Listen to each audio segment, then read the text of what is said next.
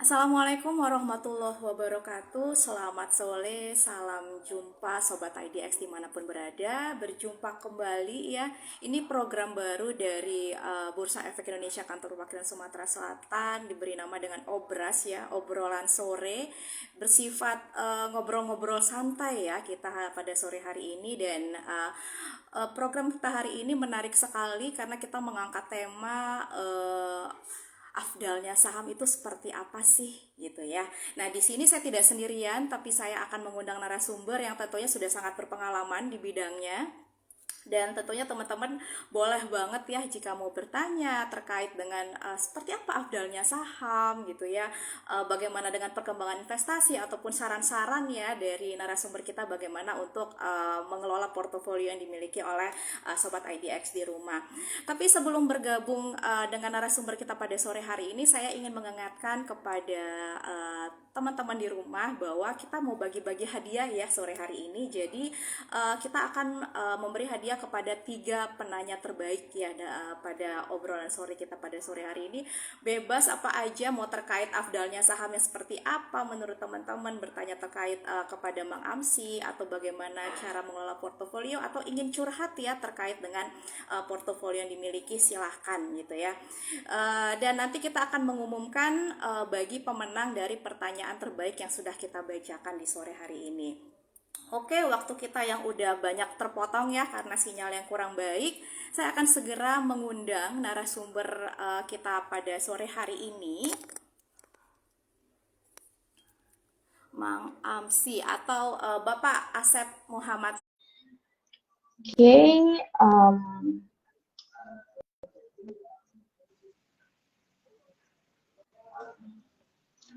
Assalamualaikum, Malam sih. Waalaikumsalam warahmatullahi Kak Sundari ya. Iya, Malam sih. Gimana sehat, Malam sih? Alhamdulillah baik Kak. Alhamdulillah. Malam sih masih di Oke, Cianjur ya? iya ini kebetulan sedang di sekolah ya. Saya di sekolah. Wah, lagi di sekolah ya Malam sih ya? Belum pulang ke rumah ya? Pulangnya hari Kamis atau Jumat Kak, karena dari rumah kan jauh ke sini. Oke. Malam sih boleh dong di-spill sedikit gimana sih lingkungan sekolahnya saat ini? Oke teman-teman, ini sekolah kami ya, dan ini di ruang tata usahanya. Waduh. Nah itu tuh kelihatan tuh, Man 3 Cianjur. Man Ini 3 sekolahnya ya. Cianjur. Kalau Mungkin kalau kalau ada yang keluar, berdomisili di iya Kak. Halo? Halo. Ya, mungkin kalau yang berdomisili Cianjur udah nggak asing lagi ya Bang Amsi ya dengan sekolah Man 3 ini ya. Iya, tapi dari kota sekitar 90 kilo, Pak, ke sini, Kak. Wow, jauh ya Bang Amsi ya. Jauh lumayan. Semangat Bang. Nah, Sobat IDX, Bang Amsi ini adalah seorang guru, seorang investor, seorang pengarang buku gitu ya, dan sekaligus founder dari komunitas syariah saham sendiri. Jadi, aduh sangat banyak sekali ya yang melekat nih dengan Bang Amsi, dan tentunya Bang Amsi udah sangat lama ya berpengalaman di pasar modal ini sendiri. Nah, Bang Amsi, mungkin boleh ya nih Mang Amsi sebagai perkenalan awal Mang Amsi. Sejak kapan sih Mang Amsi mengenal mengenai investasi di pasar modal Indonesia? Oke, terima kasih, Kak, Sobat IDX Sumatera Selatan. Juga terima kasih teman-teman yang sudah hadir di sore ini. Mohon maaf biasa ya, kalau saya sedang tidak di rumah, kemudian juga posisinya sedang di sekolah. Terkadang kalau hujan itu sinyalnya kurang bagus ya, karena memang kita sekolahnya agak jauh dari kota begitu ya Kak. Dan saya juga mau ngecek nih suara saya jelas nggak nih? Karena Jelas Mang. saya nggak bisa melihat Kak Sundari dari sini, gelap. Nah sama saya Coba juga nggak bisa. Coba saya coba dari handphone satunya lagi ada Mang mukanya. Wajah Mang Amsi bersinar terang nih uh, di sini. oke oke oke. Jadi ini kayaknya Instagram atau apanya ya. Jadi ya anggap aja saya ngobrol via telepon ya, seperti itu. Oke, jadi kalau pertama ya, saya mengenal investasi ya sejak awal menikah tentunya. Kemudian juga pas mau punya anak gitu. Jadi kebetulan saya guru dan saya ingin merencanakan pensiun tentunya gitu ya. Jadi saya harus menyiapkan itu dan caranya adalah salah satunya dengan investasi tentunya. Nah, kita mengenal investasi itu tahun 2007 ya, 2007 setahun sebelum krisis global subprime mortgage waktu itu kalau teman-teman mengalami ya. Nah, jadi pengalaman itulah yang membuat saya secara pribadi ingin sharing ke banyak teman tentang investasi itu yang dari awal itu sudah benar gitu pola pandangnya, mindsetnya begitu ya. Bukan tebak-tebakan, bukan spekulatif gitu, tapi juga ada dasarnya seperti itu. Jadi awal mulai investasi ya karena saya merencanakan keuangan keluarga, merencanakan pendidikan anak-anak juga, dan tentunya untuk pensiun kita nanti. Seperti itu, Kak. Oke, jadi udah lumayan lama ya Mas ya mengenal Mang Amsia mengenal mengenai investasi di pasar modal, dan tentunya memang kalau berinvestasi kita bukan berbicara mengenai sesuatu hal yang singkat ya Mang ya, tapi Betul. butuh waktu dan butuh kesabaran di sini supaya kita bisa mendapatkan hasil yang maksimal. Tentunya seperti apa yang terjadi dengan Mang Amsi sendiri ya, sukses ketika sudah waktunya. Nah, Mang Amsi ini kan juga founder dari komunitas syariah saham ya Mang Amsi ya. Nah, boleh nih Mang Amsi diinformasikan seperti apa sih syariah saham dan kapan berdirinya? Oke. Jadi syariah saham itu awal mulanya adalah blog ya, apa website gitu. Kita buatnya di tahun 2014 awalnya, 2014. Saya bikin grup Facebook waktu itu, namanya HISA, Himpunan Investor Saham Syariah. Kemudian tulisan-tulisan yang saya buat itu saya upload di blog yang namanya syariahsaham.com gitu. Awalnya di situ. Nah, ternyata banyak ada beberapa yang baca, kemudian bertumbuh, berkembang gitu ya, dan kita berbagai platform dari mulai website, kemudian juga masuk ke Telegram, kemudian masuk ke Instagram, sekarang juga ada di TikTok, di Facebook, fanpage, semua media sosial kita coba sosialisasi, kita coba edukasi ya, meskipun mungkin yang sekarang lebih sering munculnya di Instagram gitu. Karena di Instagram itu rentang usianya adalah demografi investor kita saat ini. Jadi syariah saham mungkin sekarang lebih dikenal di Instagram. Kita juga punya website sebenarnya. Websitenya ada syariahsaham.com, sahamsyariah.id, sahamsyariah.com, syariahsaham.id. Banyak lah gitu. Jadi tapi bermuara kepada satu website, syariahsaham.id. Nah, di situ kita melakukan edukasi, melakukan juga sosialisasi juga. Kemudian juga kita kerjasama dengan industrinya, ada anggota bursa, ada reksadana juga. Intinya kita punya cita-cita bahwa syariah saham itu menjadi one stop solution untuk investasi syariah gitu ya. Jadi semua orang bisa mengakses investasi syariah dengan harga terjangkau, dengan biaya murah, bisa mengakses gitu, mengakses instrumen yang ada di pasar modal syariah. Karena apa? Karena kita berangkatnya dari komunitas. Jadi karena berangkatnya dari komunitas, kita tidak punya entitas yang sifatnya berkaitan langsung dengan bursa ya, tapi kita hanya menjembatani aja antara investor dengan industrinya. Dan kita lebih fokus di situ. Maka di tahun 2021 kita resmikan menjadi sebuah entitas bisnis, ada PT-nya, kemudian juga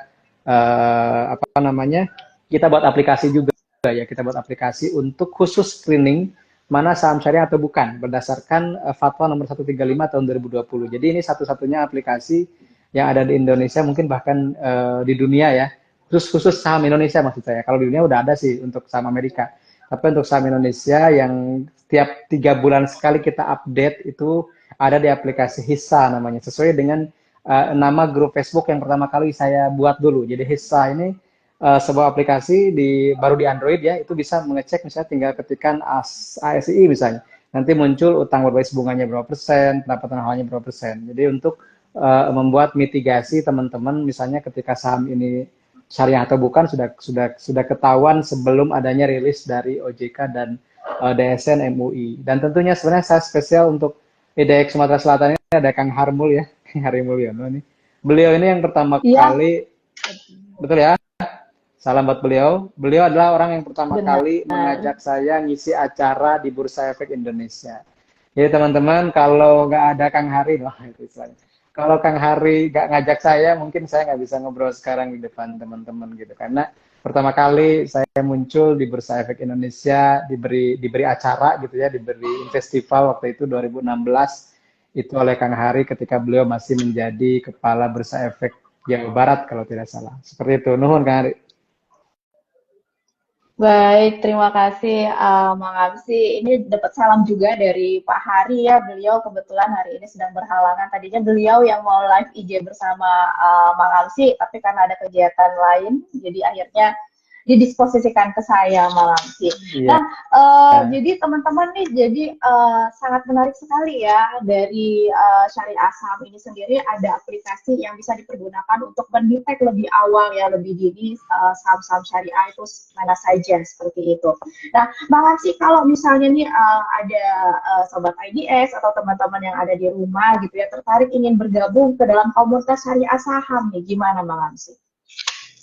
Caranya mudah aja teman-teman, tinggal cek di Instagram, kami ada di Instagram Syariah Saham, tinggal gabung di situ aja. Kita istilahnya tidak ada apa ya, tidak ada prosedur khusus lah untuk daftar atau apa gitu, gabung aja di situ. Nanti mungkin ada event-event yang sifatnya regional, misalnya daerah ada regional Sumatera atau ada regional Jawa Timur, nanti bisa ikut event-event itu karena kita juga biasanya kerjasama dengan Bursa Efek Indonesia perwakilan provinsi atau juga dengan anggota bursa atau sekuritas di setempat. Jadi teman-teman tinggal pantengin dan pantau juga akun Syariah Saham. Di situ banyak informasi yang bisa belajar sekolah pasar modal, misalnya kerjasama dengan bursa, kemudian juga misalnya ada dengan kampus, KSPM dan yang lainnya. Jadi kita berusaha berdakwahnya di semua lapisan masyarakat, di semua bentuk instansi juga ya, ada yang sifatnya kampus, ada yang sifatnya korporasi, ada yang sifatnya juga misalnya pesantren ya seperti itu. Jadi memang edukasi ini masih sebuah perjalanan yang panjang gitu, Pak. Baik, jadi teman-teman langkahnya sangat mudah sekali jika ingin bergabung dengan komunitas Syariah Saham ini sendiri cukup lihat saja pantengin ya Instagramnya di follow gitu ya, terus ikuti bagaimana perkembangan ataupun kegiatan-kegiatan yang sedang dilaksanakan oleh komunitas Syariah Saham. Nah, Bang Amsi, kembali lagi kita balik ke obrolan sore kita yang temanya afdalnya saham itu gimana sih? Nah, teman-teman yang ingin bertanya, saya ingatkan juga bahwa hari ini kita punya hadiah kepada 3 orang penanya terbaik yang nantinya akan dibacakan dan akan dijawab oleh Mang Amsi. Jadi boleh siapkan pertanyaannya, nanti akan dijawab oleh Mang Amsi ya teman-teman di rumah. Nah, Mang Amsi, kalau saya ini menarik karena temanya agak jarang ya, afdalnya atau afdolnya saham seperti apa gitu ya. Nah, saya sebenarnya sebelumnya saya searching dulu nih, kalau dari KBBI apa sih Afdal ini? Nah, saya mau informasi sedikit ke teman-teman di rumah ya. Afdal ini atau sering kita baca seperti Afdol ya, Afdol ibaratnya puasa Afdol nih gimana gitu ya. Nah, kalau misalnya investasi di saham nih Afdolnya gimana? Jadi Afdol ini artinya lebih baik, lebih utama, komplit atau lengkap. Nah, sekarang saya mau bertanya dengan Mang Amsi sendiri. Kalau dari kacamatanya Mang Amsi ya, kira-kira afdalnya sahamnya seperti apa, Mas? Dibanding dengan konvensional, mana yang lebih afdol? Oke, kebetulan Kak Sundari, saya panggilnya Kak apa nih biasanya? Kak Cici, biasanya Oh, orang-orang panggilnya Cici, Bang oh, Amsi. oh Kita punya dari panggilannya, dari ningsihnya ya kayaknya. ya, Oke, sepertinya. oke, Kak Cici, jadi gini, Afdal itu kan dari bahasa Arab ya. Kebetulan saya aslinya guru bahasa Arab di Oke, Man ini ya. Jadi Afdal itu isim, saya nggak ngebahas bahasa Arab ya. Afdal itu apa namanya paling utama ya, paling utama, paling banyak. Kan fadilah itu keutamaan. Kalau kalau teman-teman sering membaca fadilah surah apa gitu, fadilah sholawat, fadilah itu kan keutamaan. Nah, kalau afdal itu bentuk superlatif dari fadilah, apa dari fadlun ya, jadi afdal. Kayak kabir itu besar, akbar paling besar gitu kan. Sagir itu kecil, asgar paling kecil gitu ya, dan seterusnya gitu. Nah, ini juga fadil itu utama, afdol berarti paling utama. Nah, kalau kita mengkaji misalnya sebuah saham, mana yang paling utama? Ya, tentunya kita melihat dari sisi mana dulu gitu. Dari sisi sebagai instrumen investasi kah? Atau dari sisi misalnya instrumen trading gitu ya. Jadi keduanya akan berbeda. Tapi kalau kita melihat apakah lebih afdal mana saham syariah dengan konvensional, tentunya karena saya dari dulu memang fokusnya di saham syariah, bagi saya ya saham syariah lebih afdal ya. Kenapa? Karena bukan hanya cuan gitu, bukan hanya cuan yang kita bisa dapatkan, tapi juga keberkahan. Dan berkah itu sesuatu yang abstrak, teman-teman bisa rasakan sendiri dari hati teman-teman masing-masing gitu. Karena kalau bicara, tapi ada definisi ya, definisi dari ulama ya, berkah itu bertambah kebaikan dalam kebaikan untuk kebaikan. Jadi atau kalau kata teman saya itu lebih simpel lagi. Harta yang berkah itu Mang gitu ya. Saya nanya gitu, berkah itu apa sih gitu. Terus dia jawab, berkah itu pokoknya harta atau kepemilikan atau apapun bentuknya konsumsi yang bikin eh, makan enak, harta yang membuat atau keberkahan itu adalah ketika harta itu membuat makan enak tidur nyenyak gitu, makan enak tidur nyenyak gitu. Berarti ya boleh didefinisikan ya, misalnya makannya tidak memikirkan sesuatu yang negatif, tidak punya utang misalnya ya, tidak punya utang yang konsumtif tentunya. Kemudian misalnya juga tidur nyenyak ya, tidak punya hal-hal yang harus dipikirkan yang lebih berat dalam pikiran kita, karena kita memang benar-benar misalnya ya dari awal sahamnya saham syariah, jadi tidak ada pikiran ini sahamnya gimana ya, enggak kan, itu lebih tenang juga gitu. Jadi kalau bagi saya, kalau masalah untung atau tidak, atau profit atau tidak, semua saham punya kelebihan dan kekurangan. Tapi kalau misalnya bicara berkah atau bukan, gitu, berkah atau belum ya, bagi saya saham syariah katakanlah memiliki potensi keberkahan yang lebih besar ketimbang saham konvensional. Gitu. Meskipun tidak menutup kemungkinan yang saham konvensional itu juga pada akhirnya bisa menjadi saham syariah. Gitu. Karena memang kriterianya kita sudah tentukan, misalnya saham syariah itu core bisnisnya seperti apa, utangnya seperti apa, pendapatan halnya seperti apa, dan itu bisa berubah setiap 6 bulan sekali. Jadi bagi saya saham konvensional juga bisa menjadi saham syariah, begitupun sebaliknya. Maka penting bagi kita literasi, kemudian juga memahami perbedaannya seperti apa. Penting juga kita punya watchlist atau daftar pantau di setiap 6 bulan sekali itu ada review, dan kita harus selalu siap dengan itu. Maka salah satu jawabannya Syariah Saham membuat aplikasi Hisa. Aplikasi Hisa ini supaya teman-teman tidak dipusingkan lagi saham mana yang syariah atau bukan, sesuai dengan kadar kriterianya. Mungkin di aplikasi sekuritas pun sudah ada ya sebenarnya label syariah atau tidak, tapi mungkin tidak sedetil yang kita inginkan. Kenapa? Karena di sekuritas manapun saya jamin ya, belum ada, mungkin nanti ada ya, karena terinspirasi oleh Syariah Saham ya. Jadi belum ada yang menampilkan detailnya, misalnya pendapatan non halalnya berapa persen dibanding total pendapatan, utang berbasis bunganya berapa persen dibanding total aset. Jadi kita memang mencoba filling the gap ya, menutupi celah yang belum yang belum digarap oleh anggota bursa atau sekuritas atau mungkin regulator juga. Itu mungkin Kak. Baik, jadi dari sisi mana nih ya para investor memandangnya gitu ya? Karena yang penting kita cari di sini adalah keberkahannya. Nah, Bang Amsi, tadi Bang Amsi juga ada membahas sekilas terkait dengan aplikasi Visa. Nah, kita langsung aja ke pertanyaan dari investor. Ini sangat berhubungan dengan pernyataan Bang Amsi tadi. Nah, ini ada pertanyaan dari Ibu Erika Paramita. Nah, mungkin sebelumnya Ibu Paramita sepertinya udah kenal ya sama Bang Amsi, karena di sini ada sapaan nih, kumaha Bang Amsi, kata Bu Erika Paramita.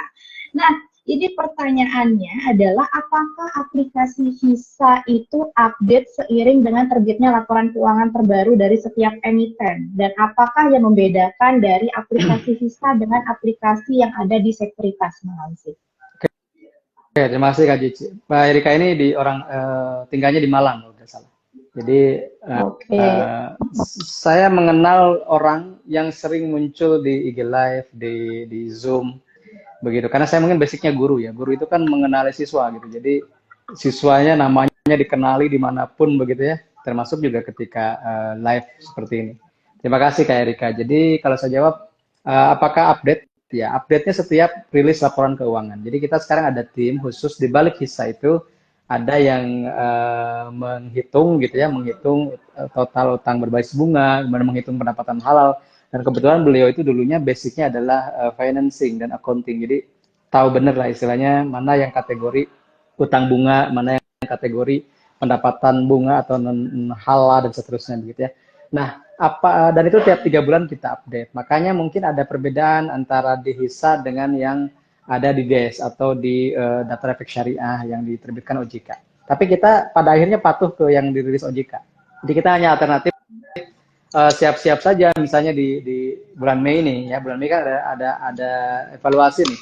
Maka per 1 Juni itu kita sudah bisa memprediksi misalnya beberapa saham itu keluar dari efek syariah dan ada yang masuk, ada yang keluar. Kenapa? Berdasarkan laporan keuangan terbaru, gitu ya. Berdasarkan laporan keuangan terbaru. Misalnya kalau untuk Juni atau untuk Mei sekarang, kita mengambilnya yang laporan akhir tahun atau yang 4 kuartal 2023. Nah, itu kan nyicil tuh, rilisnya dicicil ya, nggak setiap hari ada kan. Nah, dari yang ada itu kita coba update, kemudian dimasukkan ke aplikasinya. Misalnya, sekarang ternyata kemungkinan, misalnya kemarin yang rame, Astra kemungkinan bisa keluar lagi dari saham syariah. Tapi kita lihat nanti sampai Juni, apakah memang keluar atau belum. Kemudian juga, apa sih yang membedakannya dengan sekuritas tadi ya? Di sekuritas itu mungkin hanya muncul notasi aja, S misalnya syariah atau syariah. Kalau di beberapa aplikasi ada yang S, ada yang syariah langsung, syariah gitu, atau ada juga yang S, cirinya S aja. Tapi kalau kita lebih ke informasi sederhana aja, informasi sederhana bahwa ini adalah saham di sektor apa, harganya berapa, kemudian kenapa disebut syariah, karena misalnya dia core bisnisnya oke, masuk, kemudian pendapatan non halalnya di bawah 10%, utang berbasis bunganya di bawah 45% atau maksimum 45%. Nah, itu kita menjelaskan informasi yang tidak dijelaskan saja oleh sekuritas. Jadi mungkin kalau ditanya apa sih perbedaannya? Perbedaannya lebih kepada screener spesifik tentang kesyariahan itu saham. Karena mungkin karena kita komunitasnya juga namanya syariah saham begitu ya.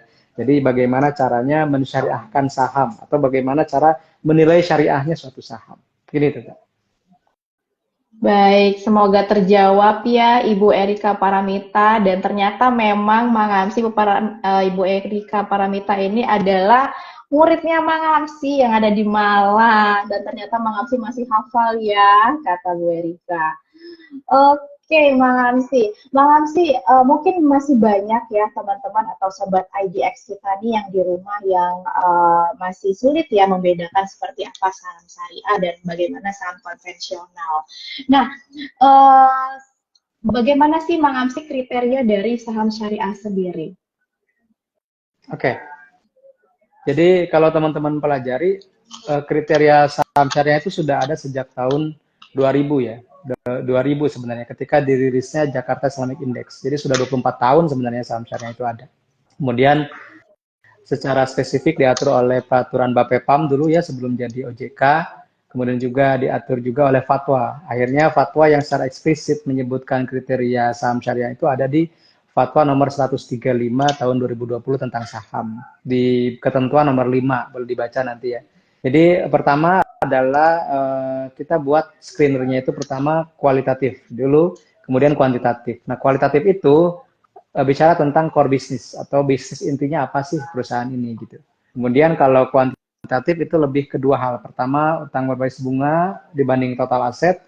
Yang kedua, pendapatan non halal dibanding total pendapatan. Jadi ada 3 langkah untuk menentukan screening atau menentukan menyaring ya dari 900-an emiten itu mana yang masuk saham syariah, dan ternyata sekarang sudah ada 600 lebih yang masuk kriteria saham syariah, dan itu setiap 6 bulan sekali direview oleh Dewan Syariah Nasional Majelis Ulama Indonesia dan Otoritas Jasa Keuangan tentunya.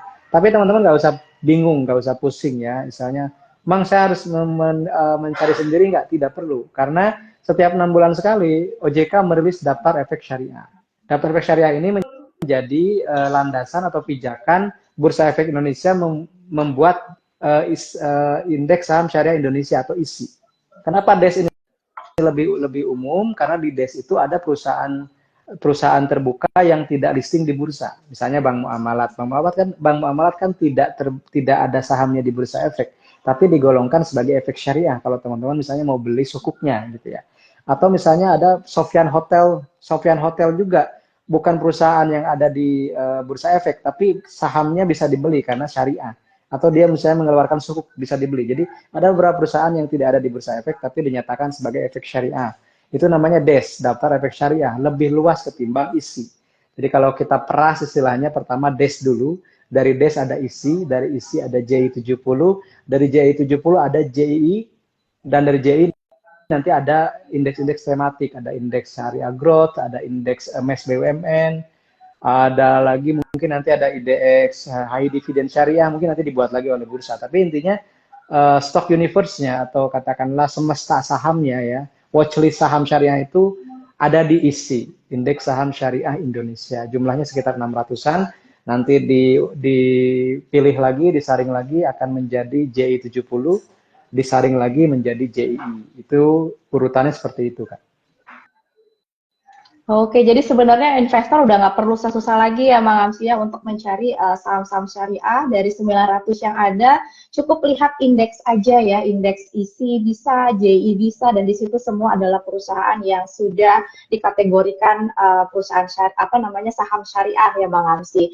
Nah, Iya. Mang Amsi, saat ini mungkin masih banyak ya muncul keraguan ya di diri masing-masing calon investor nih ingin berinvestasi tapi masih muncul dalam pertanyaan investasi di saham itu halal nggak gitu ya, riba bukan ya gitu. Nah itu kalau dari kacamata Mang Amsi gimana sih untuk atau kata kunci ini yang bisa meyakinkan para investor untuk memulai investasi di saham sendiri?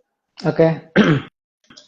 Kita kalau ingin menyebutkan sebuah hukum tentunya ada landasan, dan landasan di kita itu ada fatwa ya, fatwa Dewan Syariah Nasional Majelis Ulama Indonesia. Fatwa yang menaungi saham syariah itu ada 5. Pertama fatwa nomor 20, kedua fatwa nomor 40, ketiga fatwa nomor 80, keempat fatwa nomor 135, dan kelima ada fatwa nomor 124 ya. Ada 6 berarti. Satu lagi fatwa nomor 138. Tapi yang 20 ini kalau tidak salah itu reksadana ya. Jadi mulai 80, 135, 124, 138. Ini dari hulu ke hilir istilahnya. Dari mulai katakanlah kriteria saham syariahnya, kemudian trade perdagangan di pasar bertanah atau di IPO, kemudian perdagangan di pasar sekunder atau di Bursa Efek Indonesia, kemudian kustodiannya, kustodian sentral efeknya, penyimpanan efeknya, sampai ke clearingnya atau penjaminan atau penyelesaian transaksi. Jadi di Indonesia ini semua langkah investor itu ada fatwanya. Nah kalau teman-teman misalnya tidak mau pusing ya percaya saja sama DSN MUI ya. Tapi kalau misalnya teman-teman masih penasaran silakan dipelajari masing-masing fatwa itu gitu. Nah, jadi istilahnya saya bukan ahli fikih ya, saya bukan meskipun saya ngerti bahasa Arab, meskipun saya bisa baca kitab sedikit begitu, tapi saya tidak punya kompetensi atau kapasitas untuk menentukan sebuah ijtihad sebuah hukum maksud saya. Nah, maka saya ikut ke kebanyakan ulama di kita ya ngumpulnya di Dewan Syariah Nasional atau di Majelis Ulama Indonesia. Dan mereka-mereka yang para pakar jurisprudensi Islam atau fikih dan juga ekonomi syariah ini sudah menerbitkan berbagai fatwa yang memudahkan kita untuk tidak ragu lagi untuk kalau mau investasi. Dan ini tidak wajib ya teman-teman. Maksudnya misalnya semua orang harus investasi karena sudah ada enggak. Fatwa itu tidak mengikat kepada orang yang tidak meminta fatwa sebenarnya gitu hukumnya ya. Tapi kalau teman-teman mau dan ya, sudah punya niat ya tinggal ikuti saja gitu. Daftar di sekuritas, jadilah investor, pilih sekuritasnya yang sudah punya sistem online trading syariah sehingga teman-teman terhindar dari beli saham yang non syariah atau terhindar dari transaksi yang tidak diperbolehkan secara fatwa.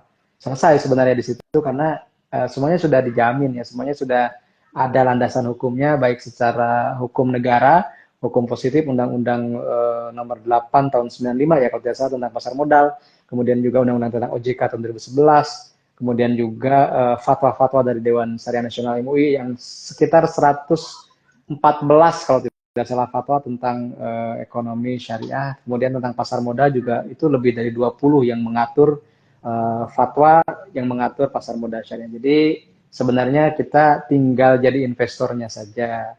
Jadi intinya kalau teman-teman penasaran tentang hukumnya silakan pelajari hukum fikih. Tapi kalau teman-teman tinggal ingin langsung investasi ya tinggal lakukan saja gitu. Kenapa?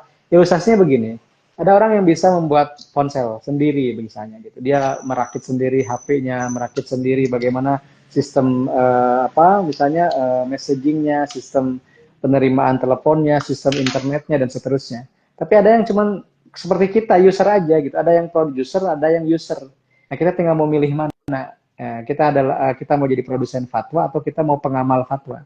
Nah, itu beda ilmunya gitu ya. Kalau saya sih masih pengguna fatwa. Jadi kalau fatwa sudah ada, lakukan aja.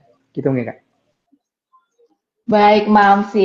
Bang Amsi, ini udah banyak sekali pertanyaan dari teman-teman di rumah dan saya akan coba membacakan pertanyaan dari Salimafut_Palembang. Nah, ini asli wong Palembang nih yang kasih pertanyaan Bang Amsi.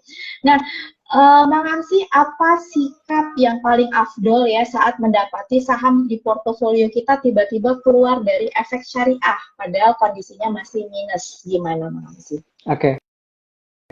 Ini Ibu dari Palembang juga nih. Jadi kalau misalnya ditemukan seperti itu, kita bisa menjualnya. Gitu. Kita bisa menjualnya. Dan kalau misalnya dalam keadaan minus, sebenarnya sih kita lebih apa ya? Lebih afdol menjualnya. Kenapa? Karena kita tidak dibebani dengan harus membersihkan harta dari non halal itu, gitu ya. Jadi kalau masih dalam, nah disitulah juga hisa berperan. Hisa itu berperan memitigasi saham ini kita kira akan keluar atau tidak. Jadi sebelum nanti dirilis, hisa itu sudah bisa memprediksi. Ya. Dan bukan hanya saham-saham yang direview setiap 6 bulan, Kak Cici. Tapi juga yang IPO juga kita suka rilis. Misalnya yang akan IPO saat, boleh teman-teman cek ya, yang sudah familiar dengan syariah saham itu udah biasa kalau udah IPO, saham mau penerbitan saham perdana biasanya mereka mencarinya ke akun syariah saham di Instagram. Karena di situ ada review dari kita bahwa saham ini kemungkinan masuk syariah atau tidak gitu. Ada di situ. Nah, termasuk juga yang tadi, misalnya kalau kita sahamnya kira-kira akan keluar dari saham efek syariah, kita bisa menjualnya jauh-jauh hari kan sebenarnya. Ketika misalnya dalam keadaan untung atau BEP. Karena ketika masih untung itu masih untungnya masih milik kita. Begitu. Karena belum dinyatakan sebagai efek non syariah. Tapi ketika sudah dinyatakan efek non-syariah, berarti kalau untung itu harus dibersihkan karena menjualnya ketika sudah dinyatakan sebagai efek non-syariah. Itu diberi waktu 10 hari biasanya. Dari mulai dinyatakan positif atau efektif sebagai non-syariah, itu ada 10 hari. Ada 10 hari untuk menjual gitu ya, menjual. Nah, kalau dalam keadaan rugi bagaimana? Kalau dalam keadaan rugi tidak perlu dibersihkan karena kalau kita kembali ke ayat tentang riba ya. Ayat tentang riba itu kamu harus berhenti dari riba ya. Kalaupun kamu harus mengambil, ambillah pokok modalnya gitu. Jadi misalnya kalau kita dulu kan riba itu riba apa namanya? Namanya itu riba fadl ya, riba mengutangkan uang gitu. Jadi ketika misalnya dia mengutangkan uang, misalnya katakanlah 1 juta jadi 1,2 juta